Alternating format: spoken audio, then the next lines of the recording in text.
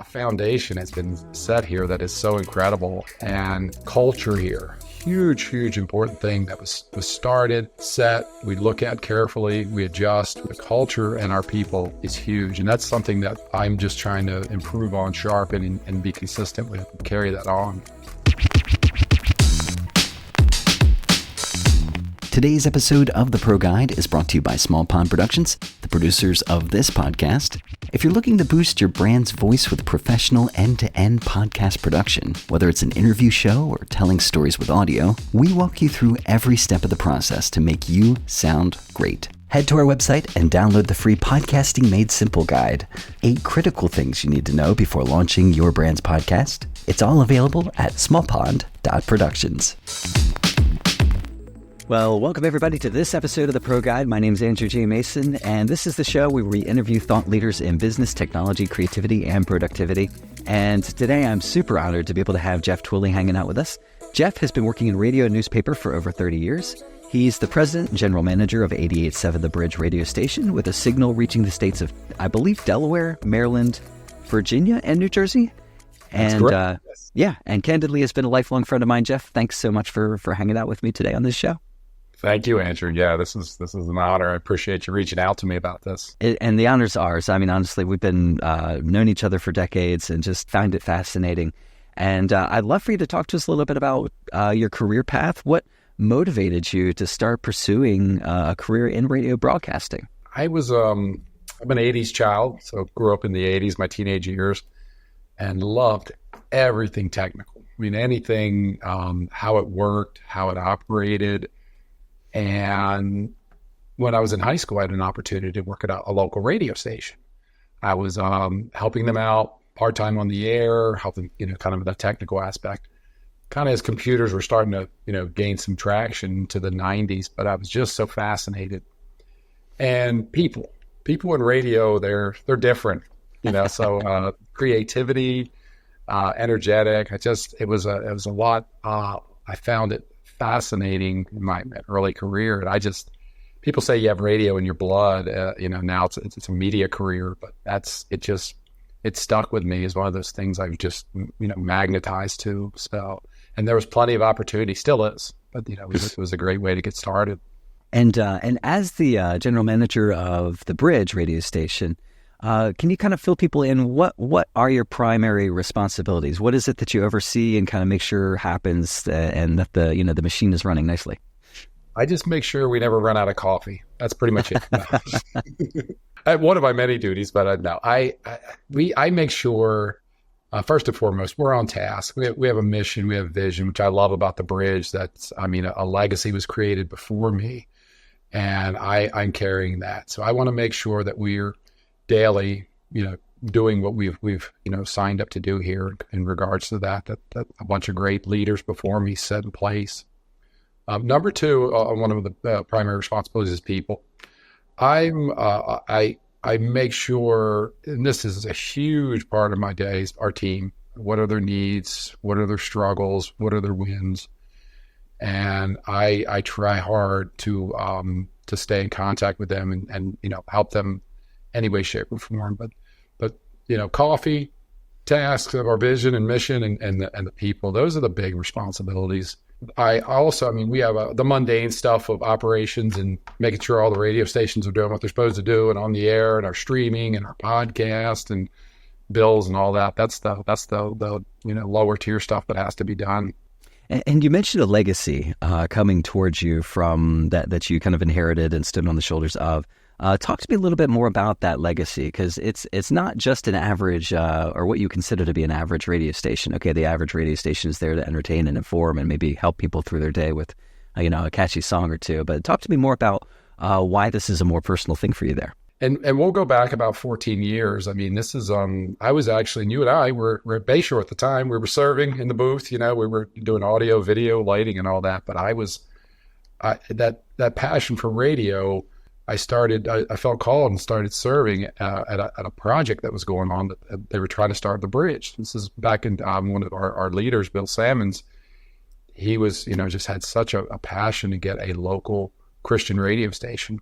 As I started getting more involved, and I actually volunteered. I just what my day job was, working in radio, and I was helping getting this thing off the ground. And that's how I actually initially got my start here as a volunteer. But that I was so impressed with the legacy that and the foundation and everything they were trying to do. I mean, it's such a people and a local based ministry and mission here. We're here to serve. A lot of it's done through our music, but we have so much additional content. We just have so much additional things that were started and set in place. My job's pretty easy because the foundation, I'm not going to say super easy, but a foundation has been set here that is so incredible. And culture here, huge important thing that was started, set, we look at carefully, we adjust, we just, the culture and our people is huge. And that's something that again, I'm just trying to improve on, sharpen, and be consistent with, carry that on.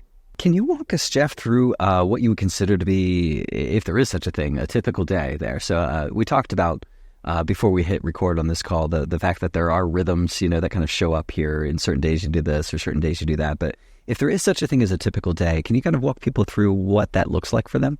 At our environment here, I'm here most days, in our office and everything. I do work from home sometimes, but I like being in the office, and we do have a lot of people stop by. So I like, if listeners or donors or anybody, I like to, have the ability to connect with them.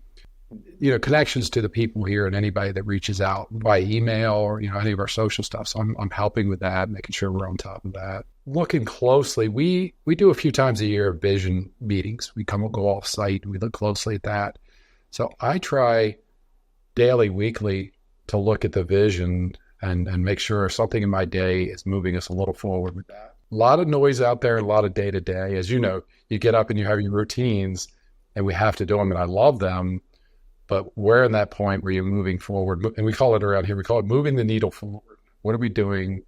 Sometimes that needle gets pegged, and it's just the rhythm of the day in and day out. So on a typical day, I want to find something. And some days, the entire day is moving the needle. It's nothing but vision, but not every day. So, but that's a big deal for us on a daily thing around here. So I think of the idea of challenges. There are certain things that show up that are either fires that need to be put out, or even intentionally saying, you know what, this is what we're going to do in order to move the ball down the court, move the needle forward. Can you talk us through maybe one of those things that you've experienced? Hey, this is a challenge that showed up for us, or that we intentionally said, this is something that we're going to take on proactively, and how you overcame it, and maybe what you've learned from that experience. A couple of things come to mind. One of ours is and us as a team, and me personally, has always been people over process. Years ago, I was a process guy. I felt if everything was running smoothly and all the processes are in place, and I too many times made that a priority over our people. And when I say people, that can be internally, externally, our staff. I mean, everybody. You have an audience, you have a customer, you have whomever. For me and our teams, and especially since COVID and a lot's changed, is keeping that first and foremost. And I have that's been a challenge for me. It's something, and our team, they do a great job of it, but I tell them I don't want us to ever get comfortable in that. So our challenge is to just constantly look at, how are we connecting with people or working with the people, and keeping that above the process on a weekly basis. So that's one kind of a general overall challenge. So I think of when you say people over process, do you mind digging into that a little bit? Because it is such a tension. There's a tension of, I really want to be here and be present with you and have this conversation with you. I know there needs to be boundaries around that, because if I'm there forever, then the things that I did commit to previously, I'm not really honoring those commitments and the process that was set up. But at the same time, if I'm this soulless robot that checks boxes all the day, like, I'm not going to have time for the empathy and engagement that actually does reach out and help people too. So can you speak a little bit to that tension? And I love the philosophy behind that, but just digging a little bit deeper into, how does that show up? What do you do to approach that with people over process and deciding where that lands? Yeah, and obviously in different departments here, there's some of our people that it's much more important than it is to others. I personally, trying to make a goal, a certain amount of people a week, depending on the week. If we've got a big we had the Delaware State Fair this week, so that's been huge focus for us. So sometimes it ebbs and flows, but most given weeks, I try to set a certain amount, of what I can fit in, with the daily tasks I have of making a person a priority. That can be a lunch, that can be a text, that can be Zoom meeting or call. And one thing I've gotten better at too with it is don't always have an agenda. Don't make that call and at the end, then you pitch them, hey, I'd love if you could help me with this or do this for me. Got a call from a good friend yesterday, and he started off with, hey, Jeff, I don't need anything for you. From you. I just wanted to see how you were doing. I just wanted to see how you're old. And I so appreciate that. And that to me, receive, I don't always receive it, but I do appreciate when it comes. So that inspired me again to reach out.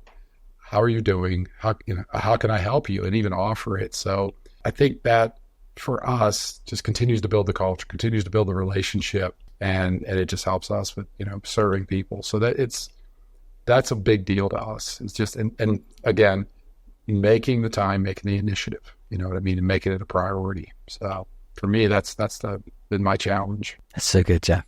And I'm curious about what advice do you have for somebody that is looking to head in the direction that you find yourself? Radio is so multifaceted. There's in front of the mic, there's behind the mic, there's so many things that happen behind the scenes. If they see kind of a bit of the arc that your career has taken and look at that and say, you know what, that's actually, that's a really cool thing, and I'd like to maybe start heading in that direction. Do you have any advice either for a younger version of yourself or to that person that's just kind of looking to start heading in the direction that you find yourself? A couple of things come to mind. One is be humble, be willing to learn, obviously. Get active in your local radio station. And I say radio station, one of many things we're kind of making changes more or less as a media company, because radio is a big part of our things we do here, but we have so much more. We have podcast and streaming and a lot of other initiatives, but we are, and even into 2024, we're sharpening our internship program. So we offer that. So I encourage young people, if you want to be in radio, start looking at local places and see what they offer for as an internship. On top of that, volunteer. Don't be afraid to, work a small part-time job and spend some time volunteering, and find a good, station that's willing to help you and take you under your wing. That's huge. Be willing to put in the time and accept, it's going to take a while maybe before a position is open, or maybe, it's something that you're looking for, but there is a huge need. And if you're passionate about it, we had an intern not too long ago, and she was wonderful. And I remember asking her, what's your passion? What is the one thing in radio you want us to focus on? She said, I want to know everything. And it really stuck with me. I'm like, well, everything? And she goes, I really love, the whole broadcasting media world. And I don't want to hyper focus on maybe the on-air portion or done. She goes, that's awesome. So we actually had her spend a certain amount of time with each of us. And we, took her through each of our days, gave her advice, challenges. So I encourage you not to, if you're looking at media, let's say you're in audio editing, video editing, don't just silo to that. I mean, you can focus on that and continue in that, but look at everything is there. It's gonna help you understand how the whole operation runs and just it's so much more valuable, and just continue to learn. So just be willing to dive in. There's a ton of opportunities as far as some of the media's out here, and they're looking for. We want to get the young people involved and get them just embedded in everything we do. I am so grateful. Speaking from that perspective, our common friend Bill Sammons, when I was 12, 13 years old, just let me hang out at his house while he was editing video. He had an extra editing bay, and let me hang out and annoy him. Ask way too many questions. And I'm sure I probably slowed down some of his work days and stuff, but that was an investment I remember in me that gave me early exposure to some stuff that I was so interested in. And I know that that intern that spent, all the days in the different departments now has a more holistic view of how radio happens to operate, and it's a gift. And so I would absolutely say if somebody is listening to this, wherever you find yourself, and let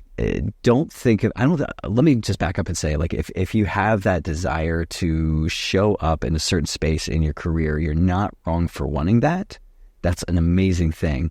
But while you hold that aspiration, feel freedom to be able to do work and hang around people who are already doing what you love to do. And if you can latch onto that one concept, that is so, so valuable.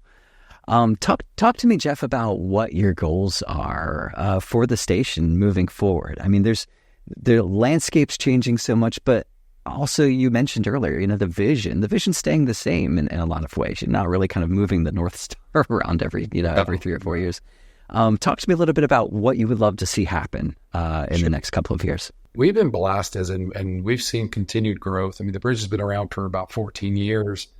And I mean, we were a single station, and now we're touching multiple states, and we've been blessed to be able to grow. And I've seen part of that. I've been here about the last 5 years and being a big part of that. And it's amazing. So we're really keeping our eyes and ears open for any growth in the radio side, because I mean, we still feel that there's a big calling there. But for us, as times change, we want to also be in other media forms. Huge podcasting effort here. We're going to continue to pour into that. One of the things our team excels at is in events. I mean, the Delaware State Fair, I got to brag on my team. These guys are good. They do it, they really do a great job there. So we were considering getting more involved in events and doing a lot more of our own. We partner with a lot of great, people and a lot of great businesses out there, but we'd like to get more involved in doing our own events or an events facility or something like that. That's a vision we've talked about. Another one that comes to mind is we're looking at different ways we can serve some things of different formats. We've looked at worship, a possible different venturing into that. We've talked about something to help the Hispanic culture, some type of Christian format in there. So we've been praying about that, looking closely at that, doing a lot of research, and that could be one of the avenues that comes out of the current bridge's vision. That we throw a lot of stuff on the wall. It's funny when we go to these vision meetings, we'll look back, and it's great to see some of the ideas that were that wasn't a good idea back then, but it's awesome to see the ones we had that actually came. And back then, there were BHAGs, the big, hairy, audacious goals. Never would have thought in there that they would have happened, but to look back and just to be grateful to say, wow, that did happen. So, but just looking ahead like that, and just, we call it dreaming, but it's not always, these dreams come to reality. So yeah. And just, staying on the vision, you know what I mean? We have we have these vision meetings where people come in, and someone said to us one time about, try to do these at least 2 to 4 times a year. And my process over people person was like, wow, that's going to take a lot away from all the things we need to do. But I've learned the value of vision planning and always looking ahead. And you had said, I think, 5 to 10 years. 10 years is getting harder now. So much is changing in our landscape and media. So we try, but it's just to look ahead. And the next 5 is something that's been pretty attainable for us. So. Absolutely, yeah, absolutely. I love the fearlessness to go ahead and throw those big, hairy, audacious goals against the wall just to see what sticks, because just the sheer volume of ideas you have. Yeah, there might be 35 not so great ones, but those 4 that we latched onto and saw come to fruition, man, like it was worth that going through all the other ideas that are there. See it happen and see the people and especially our listeners and donors when they buy into it and they're part of it. I absolutely love that. I mean, just having the local people, Delmarva, New Jersey, Virginia, when they embrace something, you just know it was you're taking a risk, and that's another thing too. It's just being willing to take these risks. when they're embraced and they work, it's so great. It's a great, great thing to see. So many of the guests that show up here for us, what is currently, like as of right now, the freshest stuff that happens to be inspiring you? So book, podcast, resource, just anything that has come across your path that causes you to pause and be like, that's something that you might not even know what it is, but there's the seed of something there and it's generating inspiration or passion in you. Because I love hearing what the latest, greatest is for whoever happens to show up on the show. So anything that fits that category for you. Well, I'm going to give my easy one, and I do it daily. Obviously, my Bible. It's not the latest and greatest, but it's still current. So that's one I still even leadership and so many things, and even the people in the process we talked about. I gained so much from that. One that I actually was reading early this morning is Chad Veach, and don't let the title scare you. It's called "Help I Work with People." So that one sometimes people, whoa, but it's a great book, and I've seen Chad Veach speak. He's a wonderful pastor, but he has a wealth of knowledge, and just in so many ways. If you're in a business and a ministry, it doesn't matter. A classic is Good to Great. I still suggest that by James Collins. One of the other things I would say too, and I'm going to give a shameless plug, is our Bridge podcast. I do listen to those, and that's the guys here, they and that ladies, they very inspiring stuff there. Other great resource, and this is, and you had asked about radio, is Christian Music Broadcaster, cmbonline.org. That's a fabulous resource. I was asked to be on the board for 2024, so I'm able to contribute back to that. But wonderful. If you're in media or in radio or any of the above, that is a great place to just gain knowledge, and gain a lot of resources. If you're looking to get in the door, or if you're currently in a media business, they're great. Yeah, let's actually use that opportunity too. You mentioned the Bridge podcasts, but what other ways can anybody that's interested in either connecting with you personally or getting a chance to kind of sample the Bridge, if they're not in the the surrounding Delaware, Maryland, Virginia, New Jersey area, what are some ways that they can connect with you guys? We have a website, of course. It's wearethebridge.org, and you can get all the information you need to reach out to us. You can contact us. Biggest things, you can stream us anywhere, and we have a lot of listeners that choose to do that in a lot of different countries, so it's pretty awesome. We also have a Bridge app. Same thing. If you check in any of your ways you receive apps, you can get it at We Are the Bridge, and that usually pops up there for us. So a couple easy ways to find us, and if you might reach out to us, easy to do it either way. Jeff, again, such an honor to be able to chat with you. Love this conversation, and know that there's going to be a lot of people that draw inspiration and hopefully some really, really good stuff from this conversation too. So thank you so much for joining us. This has been a blast. Thank you, Andrew. I appreciate it. And our thanks to all of you for listening. If you're looking for a quick way to make our day, a review in iTunes or subscribing to this podcast would mean the world to us. Our thanks to Small Pond Productions for sponsoring. And this was the ProGuide. Learn from leaders, change your life. See you, everybody.